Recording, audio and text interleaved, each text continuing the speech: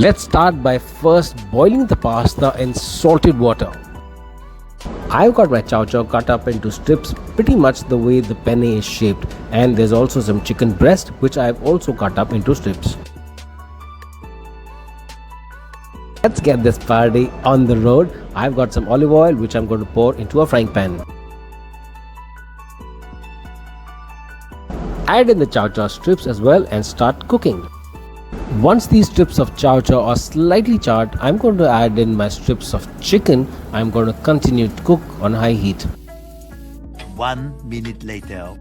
After a few minutes, the chicken is also just as well charred as the chow chow. I'm going to add in some Philadelphia cheese to make our sauce.